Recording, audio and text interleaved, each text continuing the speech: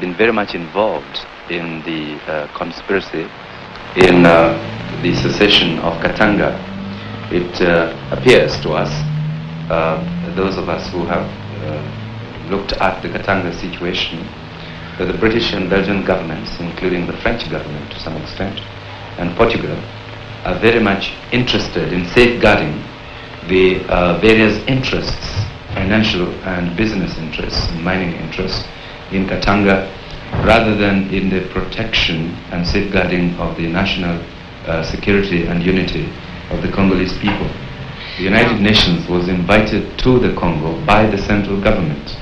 The United Nations did not intervene until invited, and at present they are acting in the Congo, firstly on the advice of the African states at the United Nations, and secondly on the advice and in consultation and cooperation with the central government of the Congo.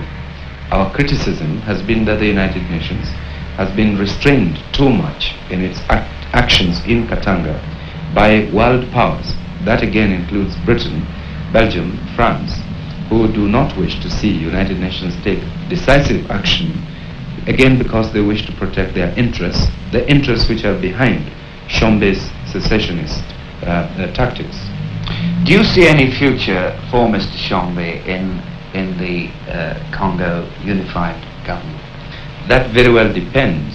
At the moment, most of us think of him as a crook whose word can never be trusted. Silvertang Tomboy there, relating to the issues of DR Congo that are still embroiled in what is going on as far as warring factions is concerned in DR Congo. And also on the 10th page of East African this week, reality check on DRC with regional force getting extension amid protests. Kinshasa has been reluctant to approve extension of the mandate of the regional force, which is also facing opposition from civilians in the eastern Congo. Our country as well is headed there amidst this protest from the civilians as well. What does it really portend? We shall be looking at that much later in the course of the program. So just keep it locked here on Global Today.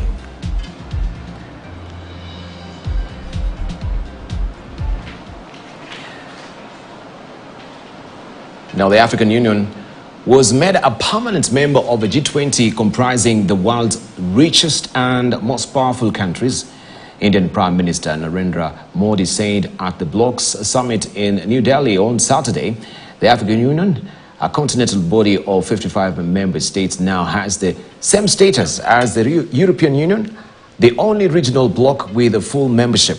Its previous designation was Invited International Organization. Modi, in his opening remarks at the summit, invited the AU, represented by Chairperson Azali Assoumani, to take a seat at the table of G20 leaders as permanent member. Honored to welcome the African Union as permanent member of the G20 family, this will strengthen the G20 and also strengthen the voice of the global South, he said in a message on Modi's official account on social media's platform, formerly known as Twitter. Other issues being decided on at the summit include more loans to developing nations by multilateral institutions, reforms of international debt architecture, regulations on cryptocurrency, and the impact of geopolitics on food and energy security. This is what we want to discuss with our panelists right now. AU joining G20, what does it really portend for the country us having the same status as the European Union? And I want just to begin by picking the brains of the Ambassador Erastus Mwencha, just to give us the clear picture as a former deputy chair of the African Union. Has this journey been on?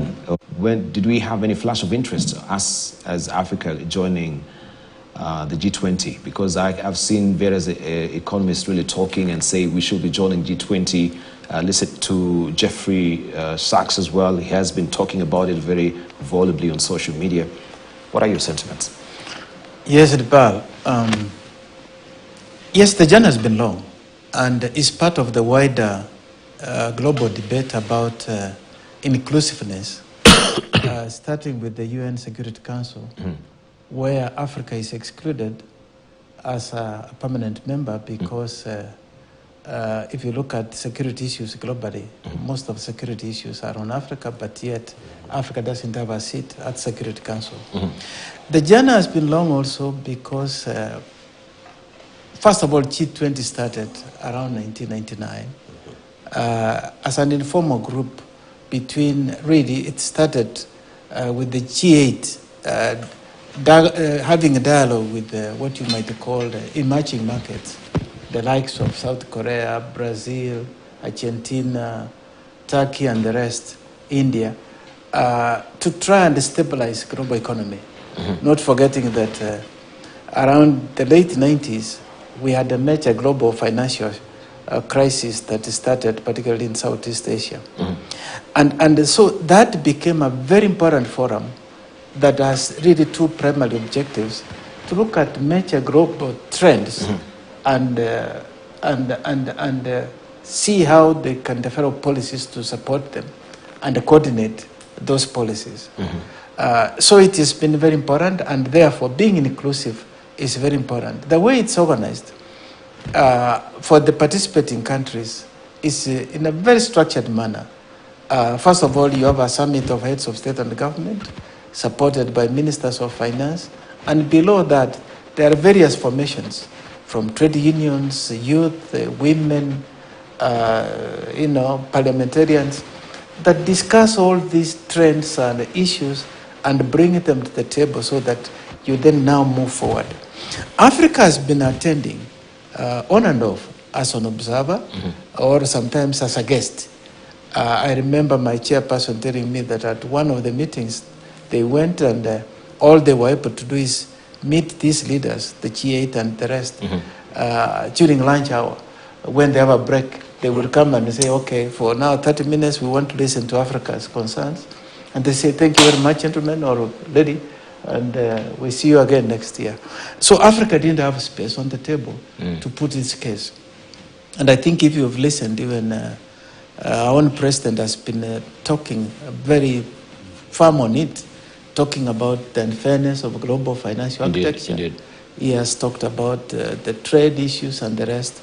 And so it's a welcome move. What that means now, to me, it has two important elements. Recognizing African Union as a unitary factor to represent Africa. This has been a sticking point on some of the areas. For instance, the WTO. We have been asking the WTO, rather than have all of us, 55, speaking, why don't you allow, for instance, like European Union, Africa, to speak through the formation of the the chair of the union, together with the chair of the commission. But they would not accept, because they think that Africa would have a strong voice. If you look at the parameters of Africa, Africa's GDP now is over 3 trillion, which compares very well with India. It in fact goes past countries like Italy. Italy GDP is about 2.5 trillion. So if Africa stands together, Africa would have a big voice. And to me, the symbolic nature of it, that is Africa now talking on behalf of Africa, is more important than anything else. And I think we should extend this and give Africa a seat at the Security Council and so on. All right. Let's hear from Professor Sungi as well. It has been a long walk, a long journey at the end. Do you think in any way that the president, the way he has been posturing as a figure of Pan-Africanism, also has largely contributed to this particular move? That we should be having a voice, we should not be hoarded as camels when we're going for, these big events where we are put in a bus as African presidents and others, that, they're given preferential treatment, that we want, the same treatment as equals. I think we had a similar discussion last week when we were analyzing on the climate summit. And I think President Ruto, even his critics will give him points that he has been very strong in putting the voice of not just Kenya but Africa on the agenda, and saying these words that Ambassador knows this. I mean, these are things that have been discussed for many years. And this to me reminds me of the 1960s when African countries were struggling for independence, and we had very strong leaders who were youthful at the time too, who were not afraid to speak the truth to power.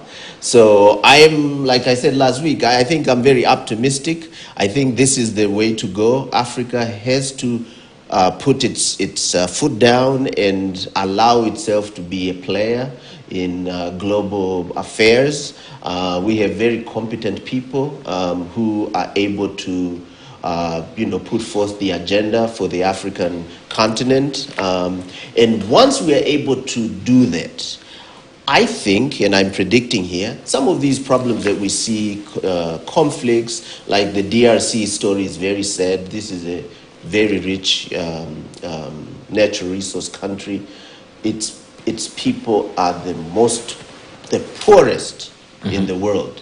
And all these resources are benefiting our former colonial masters. So it's really a sad story, and I think it borders down to issues of leadership. So I commend what the president is doing, President Ruto, and he shouldn't stop. I think this noise should be even louder, and making sure also that individuals who represent us in some of these global meetings are competent individuals who are able to articulate issues very clearly, without any fear. It just reminds me of Ambassador Kimani, So I think that's very important. Yeah. So it's intense diplomatic effort as a regional bloc has borne fruit, that as Africa has been treated marginally, and finally we have a voice. But even as we have such a big platform that we have the same status as the European Union, we still are trying to put our acts together when it comes to the Africa Free Continental Trading Area, where we know that that can be a very strong voice now of trading. Before we've had questions being raised why the European Union is signing agreements with Kenya as a country, as a single country, and then they're signing as a bloc. And this also raised a special umbrage also along the East African community, that even before, I think Tanzania had raised the concerns in the East Africa. Why is Kenya signing agreements with the European Union? And we've not sought the council of the regional bloc, because this will affect, how terms of trade also within the regional bloc. How then does this posture us? We've had issues before when people, and the president was saying, Tanzania, Uganda, they have been dragging their feet, especially in signing this particular agreement. We've gone full steam ahead because first is our own interest. I mean, according to your foreign policy, it's your own national interest first.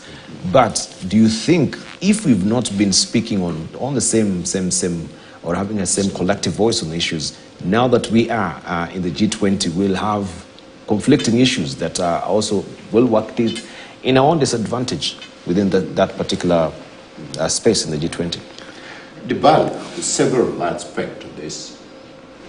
One is, if you look at the history, the League of Nations became irrelevant because of events that were taking place which the League of Nations could not cope. Yes. Then we have United Nations, which was structured with two bodies, the General Assembly and also the Security Council. And Security Councils were the big boys who are nuclear weapon. That's how they were selected. Then you enter this period where we are, and a number of countries now have nuclear weapons. Africa as a whole has over 1.4 billion people. And it is estimated that the mineral resource we have in Africa is bigger than any other countries in the world. Congo is about $24 trillion worth of mineral resources, which is the same with the US economy.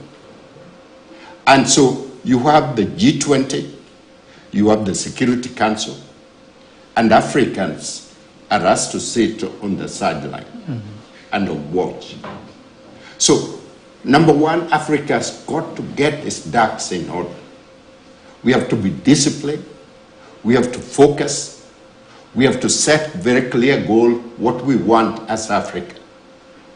Through AU, make AU functional.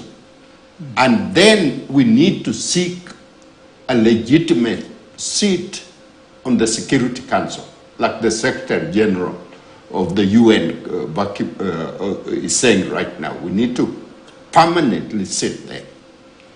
And then we need a multi-approach to AIDS and trade and relationship, like Europe has done. Europe has realized our own survival is based on our unity. And Africa cannot support to be split the way we are because we have no voice. That does not mean that each country cannot have opportunity to have a bilateral relationship. That need to be negotiated, whether it is within the regional community, East Africa community, ECOWAS, South Africa. That can be done. But Africa approach need to be protecting our best interest and putting our foot forward into the world. Africa cannot be treated seriously unless we treat ourselves seriously. Debal, just an addition to what Noah said, I very much concur with what you have said. And in fact, on this platform, it's only fair for us to really thank India because a hosting country of G20 has so much leverage in designing the agenda that is going to be discussed. And after all these 20 years plus, it is only India that was brave enough to put this item on the agenda, and fortunately the agenda has gone through. So India deserves Africa's really commendation. The second aspect that I thought I would mention is, you asked the question, is Africa going to gel together when it comes to these major trends? It is really work in progress. There's no question about it. Given our history, and we can't run away from it, with the colonial vestiges and the rest, and our own weaknesses and misgovernance, it's not easy to speak with one voice. And this is what the president was even saying here. And totally agree with him when he says, when you see all 54 African heads of state going to face one leader, when you could send the chair of the African Union and the chair of the Commission to do that, like European Union. And this is where I think I'll be a little more circumspect when it comes to signing bilateral agreements. I think we have to watch where our long-term interest is. As somebody who comes from the sector of industry, I want to believe that the long-term development interest of Africa is Africa organizing itself and not to allow it to be disorganized.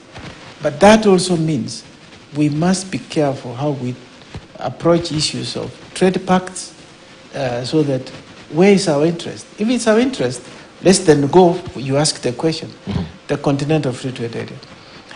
I'm happy the rest of the world has accepted it, to support it. But it's going to be a long walk. As we walk that journey, it means Africa must be disciplined.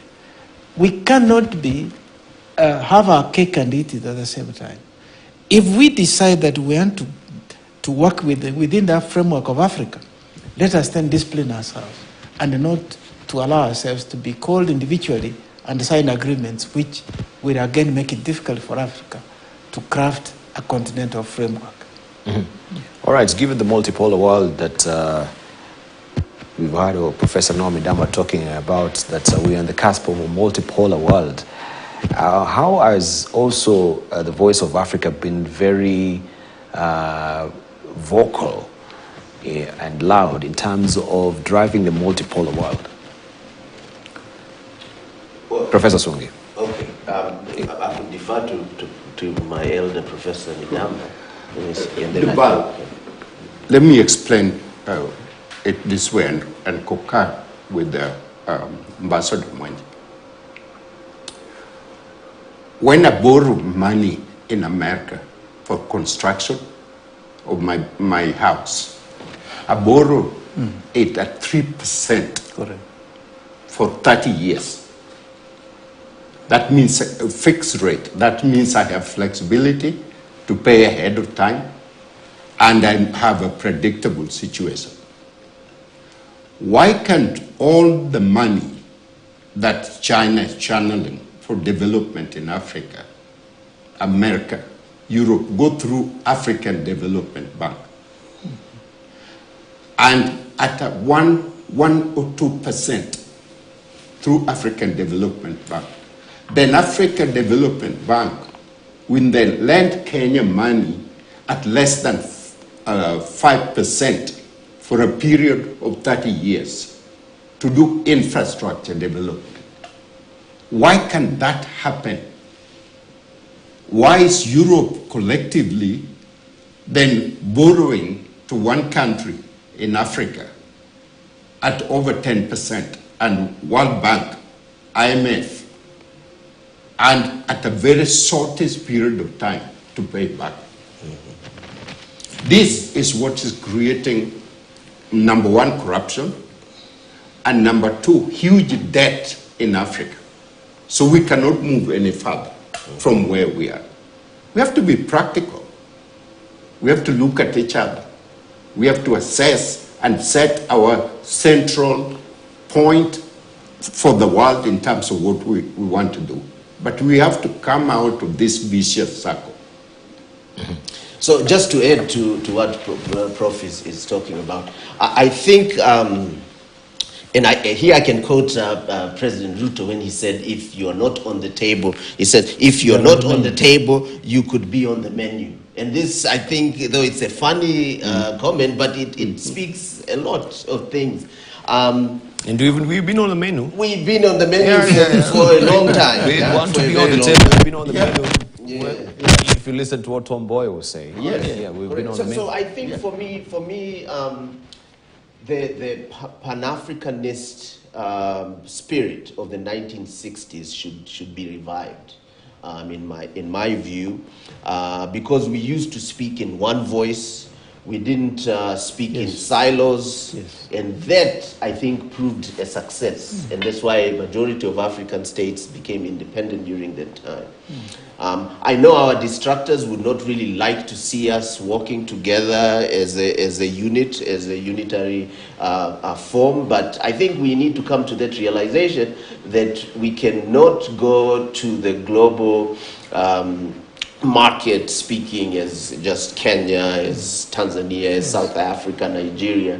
We need to come together as one. And I think it has proven a success. So I am, again, naturally an optimist, and I think I have high spirits. I think this agenda is moving on the right direction. But we need to be able to understand that if we speak as one, then our voice is going to be stronger. All right.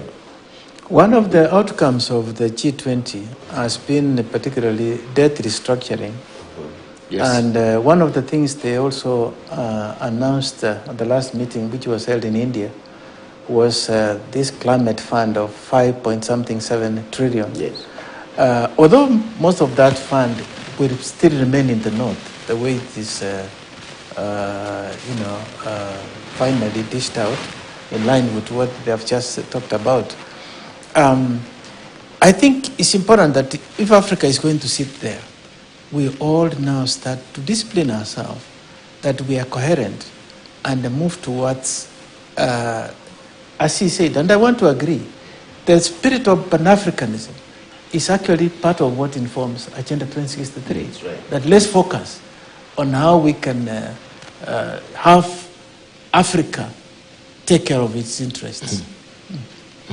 Finally, you have a closing remarks to that. So we go to we see what is happening in Libya right now. Yes. But I'd ask you the question of Africa Free Continental Trade Area. Yes, it is not, since its installation, it's not working. We have a good platform. We're talking of over $1 billion that we can actually use as a trading instrument as it is, but we are not utilizing. Now we have a space, we don't have our acts together.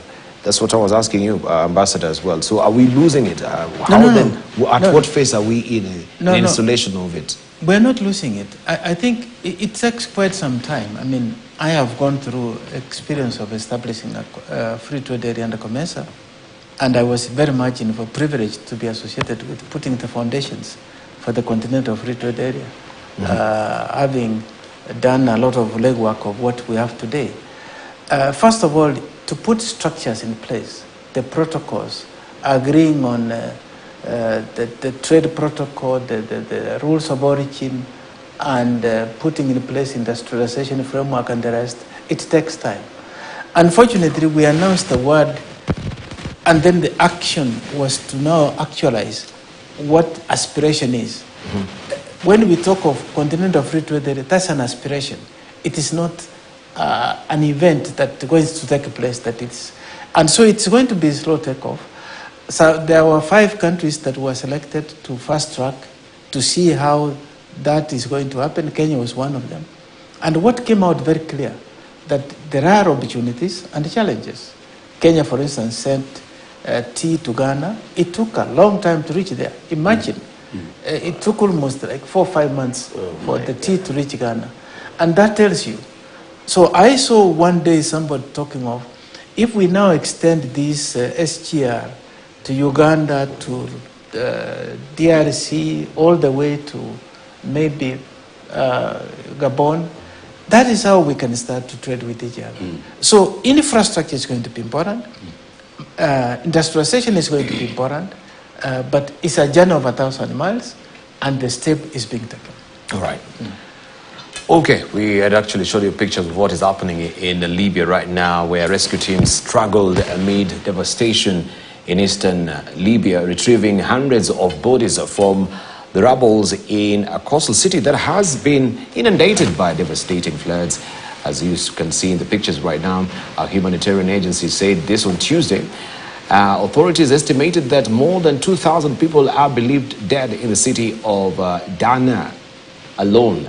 That is Tamara Ramadan, a Libyan envoy for the International Federation of Red Cross and Red Crescent Societies, said 10,000 people were missing after the unprecedented flooding. Speaking to reporters at a UN briefing in Geneva via video conference from Tunisia, he said the death toll was huge and expected to reach into the thousands in the coming days. The health minister in the eastern Libyan government said they have so far buried 700 people killed in the devastating flooding in the city of Derna, and that the death toll is likely much greater. And we know that northeast Libya is one of the country's most fertile and green regions. The Jabal al-Khadar area, where Beida, Majar and Shahat are located, has one of the country's highest average annual rainfalls, according to the World Bank. And there was warning for this. This is what they call the storm Daniel. They're calling it Medicane, as it is. As you can see the picture, devastation there. And this also just doggedly follows what really happened in Morocco with the earthquake and the devastation. The figures have risen right now to 2,900. But even as we see this happening in other regions of the world, Libya is just here in our continent as well. And this is a specter of climate change, and people are talking about preparations. As a country, how prepared are we so far? Here we've been hearing from the governor of Nairobi that right now people should be preparing for evacuation in light of the El Nino that we are expecting here in the country. And we just want to hear from our panelists as well. How prepared are we? We can never be prepared enough anyway. Since, it's Mother Nature, the wrath of nature, you never know how it might really strike at the end of the day. But the numbers are devastating. Professor Sungi.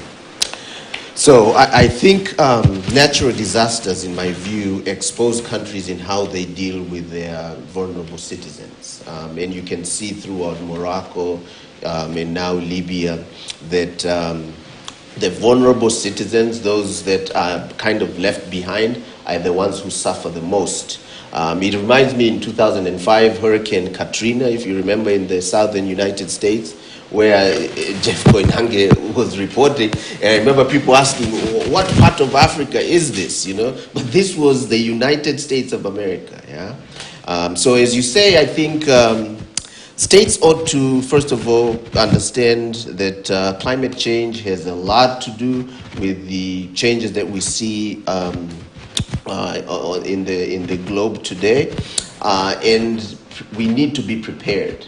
And I'm not sure whether Kenya has something like FEMA. FEMA is the Federal Emergency Management Agency of the United States, where it has these people. They don't do, well, sometimes they fail, like they failed during Katrina, but these agencies have professionals who are trained, who understand what actions to take during times of natural disaster. And I think we ought to be very, very prepared now, because it may be coming to us soon. Mm-hmm. It may be coming to us soon. We have at least a reference book, so to speak, in 1997 with El Nino. Yes. Right, I was just thinking now I should be buying gumboots and buying them also for members of my family, because we might be wading into waters. So in light of preparations, the drainages are being also unplugged right now. Let's hear from you, Ambassador Erastus Moinche, just also paying condolences to the people of Libya and Morocco, paying our tributes. I think, Dibal, you are on the right track. When you look at the levels of preparedness, in fact, it must start at the family level. That's right. It must then move to the village level, to the county level, to the national level, even not the regional level. And I'm happy to see that Governor Sakaja has already started beating drums about it. But I'm not sure that the level of preparedness goes to what is mentioned, the likes of FEMA. And some of this must be crafted to the national, where, for instance, we bring our national army, people that will have, say, helicopters or whatever mechanism to be able to fly. And I remember seeing somebody stuck in Mozambique, a lady on a tree, where she even gave birth on a tree itself, and an helicopter even going to help her was quite a challenge. And so let's start thinking of what is it that we can do in terms of, some would argue, we need to think of infrastructure is going to be destroyed when you have that kind of thing, because as he said, these natural disasters are going to recur and intensify in terms of intensity and frequency. And for that, we need also to up the game, whether we prepare to the crop loss, the food security, the water stress, the diseases that will come after that. There's quite a level of preparedness, so that when you are going to have that team, the FEMA team, it is not just military. You have there is a medical aspect, there is a security aspect, there is a humanitarian aspect, so that you have all those drilling in readiness for whatever might come. In fact, the World Meteorological Organization is warning that, or advising, that 90% of the chance is that it's going to occur to us. And we have only a 10% chance that it will not occur. 90% it's going to occur. It means preparation should start now. Prepare. Naomi Damba, how is your house in Homo Bay? Have you prepared the trenches in Kendu Bay there? Yeah, you can tell us your home in Kendu Bay, how it's you've actually prepared. Also, maybe in the United States as well. Yeah, and both houses are well built. It's on a hill. Yeah, I'm on a hill, well built. But on a hill still you have to be cognizant of the earthquake as well. But that's right. But how to reach Maybe escaping the floods, still the earthquake will get you which there. I have. But the BAL, as I've said in the past, there are two issues which is going to impact the entire world henceforth. Number one is the fallout of Ukraine-Russia war, which is consuming incredible resources and turning our people who used to come for us for emergency and all that. Their attention has been divided. And then climate change, and that's the reason I was so thrilled when President Ruto took the ball on the hand and lead this charge that happened. It should not be a one-time. This is the issue that is here with us. Indeed. And it's going to get worse. Right. So from the regional standpoint, from East African standpoint, we need to have something like FEMA. From West Africa, from the continental standpoint. Because a number of countries or regions are going to be seriously impacted. Thank you. And don't expect any aid to come outside the continental. Right. All right, Chief Mangosuthu Buthelezi, who has died aged 95, was a towering figure in South African politics, hailed as an outstanding leader by President Cyril Ramaphosa during apartheid. He was the chief minister of the KwaZulu-Bantustan, a semi-independent territory allocated to the Zulu people by the country's white supremacist government. His administration was widely seen as a puppet regime, dependent on the South African state for power, intolerant of political opposition, and dominated by Inkatha, the party he founded in 1975. He found common cause with the African National Congress in the struggle against apartheid and campaigned for the release of Nelson Mandela. But he opposed the ANC's stance on armed action and international sanctions, arguing that they harmed black South Africans during the transition to multi-party democracy. Buthelezi feared the erosion of his power. He demanded a more federal system of government with guarantees that the status of traditional Zulu leaders will be respected. We just want to remember him. Hacking back into history, Dr. Sungi, will begin with you from the history classes as well. Yes. You can paint a picture and tell us how he has been pivotal and how also he stands on apartheid, seeming to support apartheid because of his own enclave as well.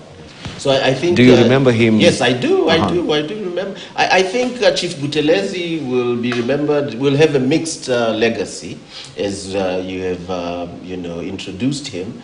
I think at some one point he was regarded part of the, white apartheid regime, supporting, on the other hand, supporting the liberation movement. So he has a mixed legacy, but he has played, I think, a role in South Africa in making sure that that country is what it is today.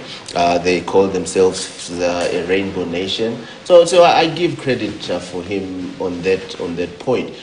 But what I think bothers me a bit, which I think is a symptom of many African leaders, is now he has gone, so who's next?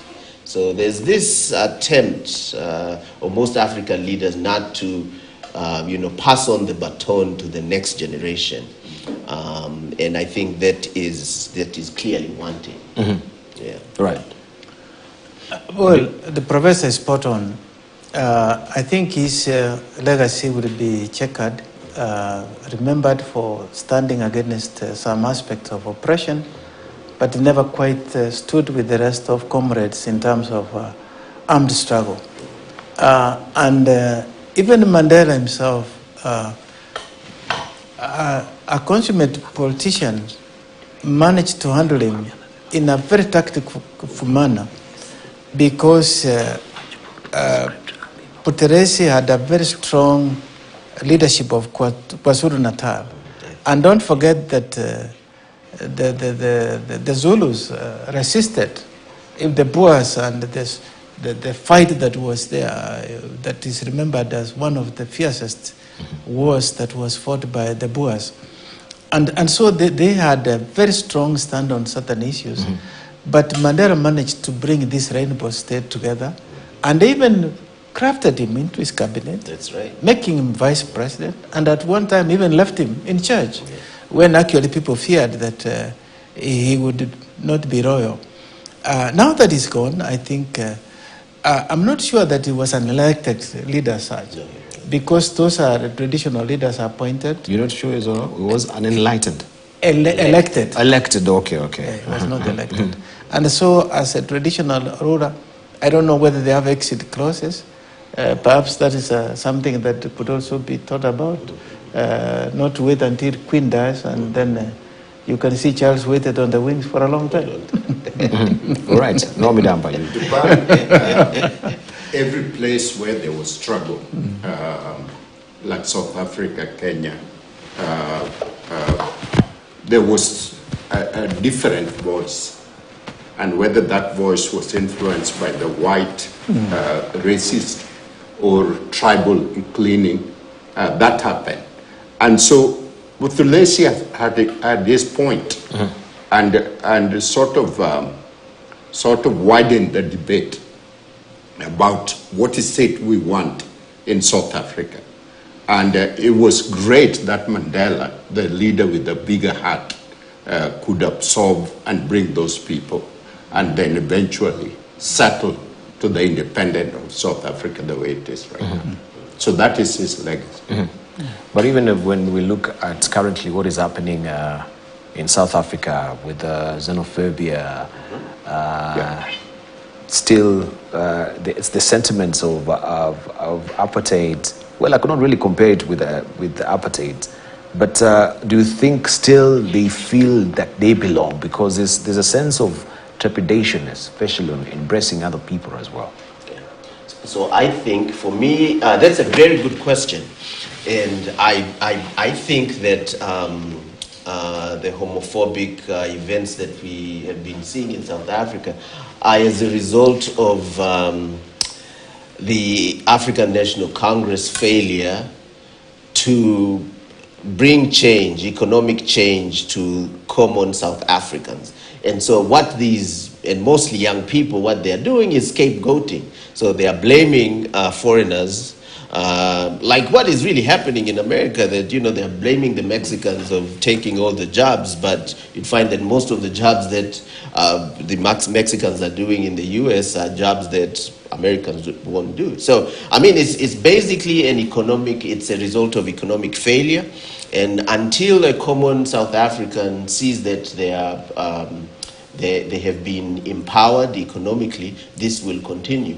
I don't think that is something that is being preached by politicians, because South Africans should be the first to know that their independence, their removal from oppression, was because most African states stood with them. Yep.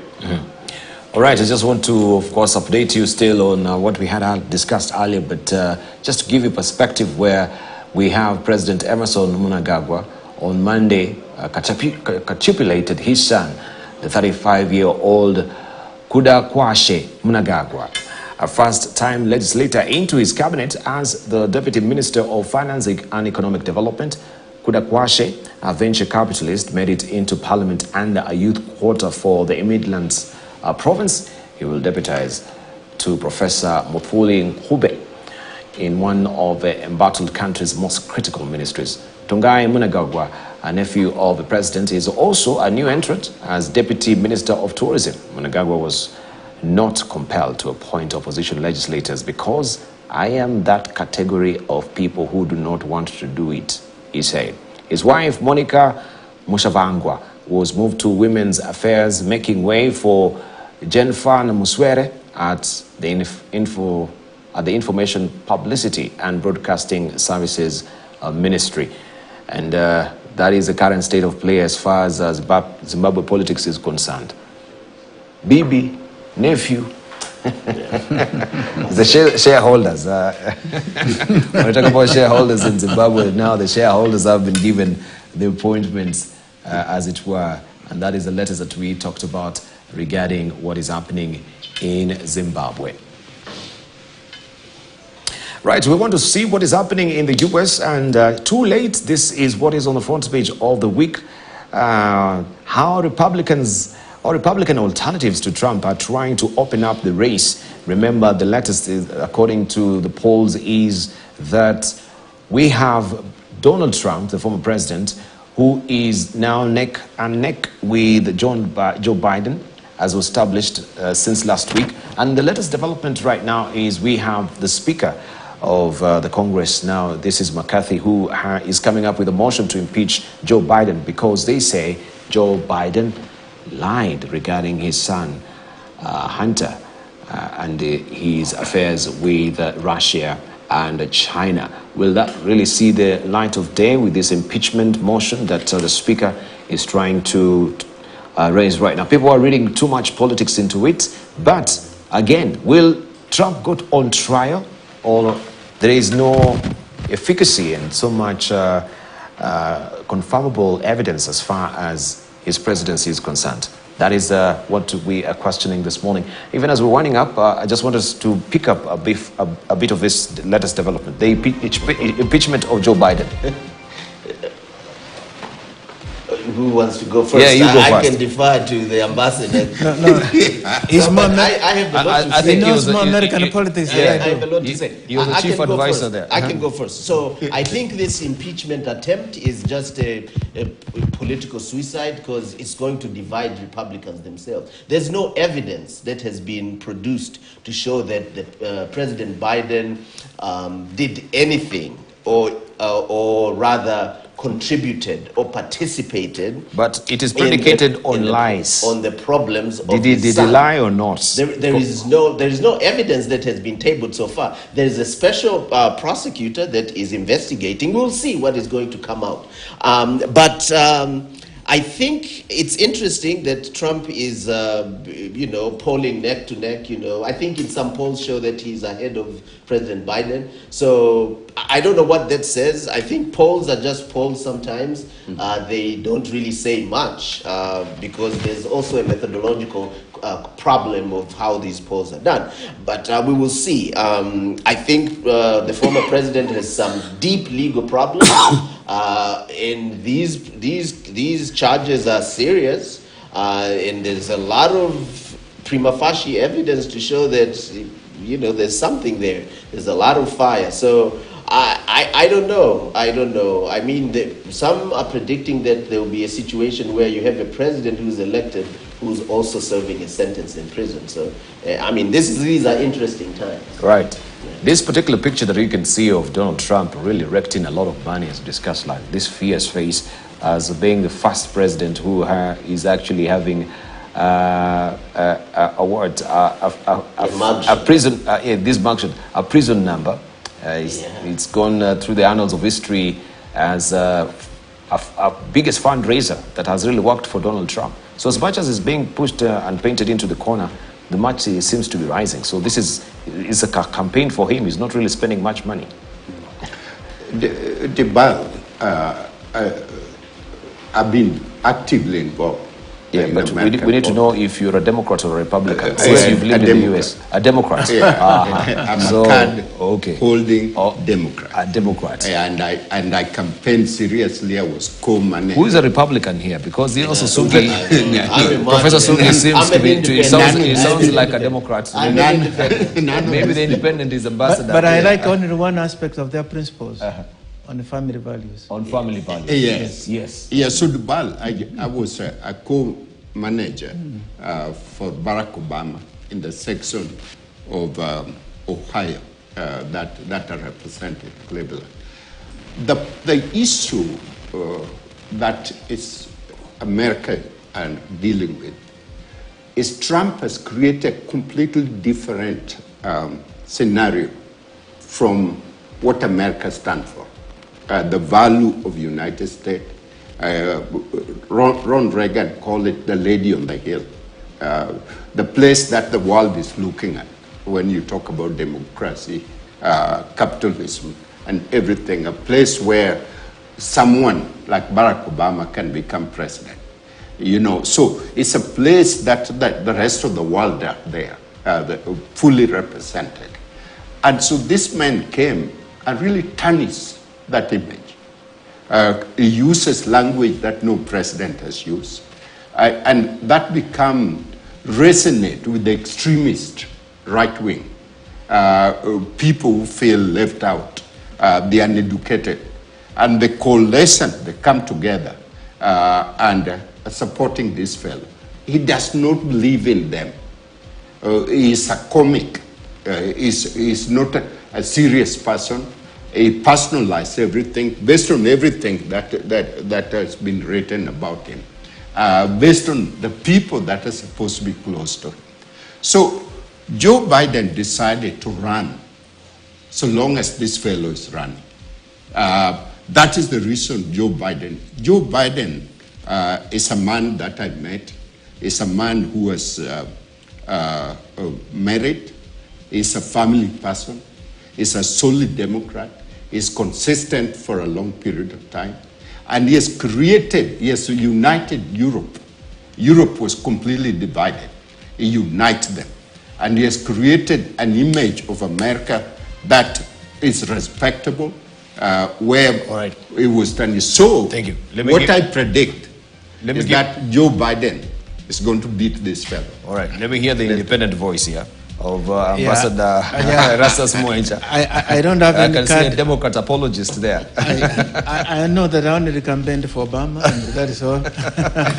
But yes, I don't know these national polls, what they show, whether this a likely candidate, if it is the Republican polls which are indicating that Trump is a leading candidate and Biden is a leading candidate in the Democrat, that is okay, and that's quite.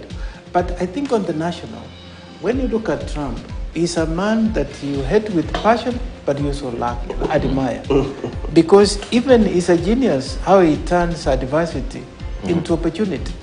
Look at the prison number and how he does it. But I think, to me, it will be... I have a friend who tells me that if Trump is re-elected, she will migrate out of the United States. That's a kind of sentiment. Yeah. And I remember us talking here before the elections of was it 2016? We were on the shows talking of who would win the election. Yeah. And we all predicted that he would not win, but he won.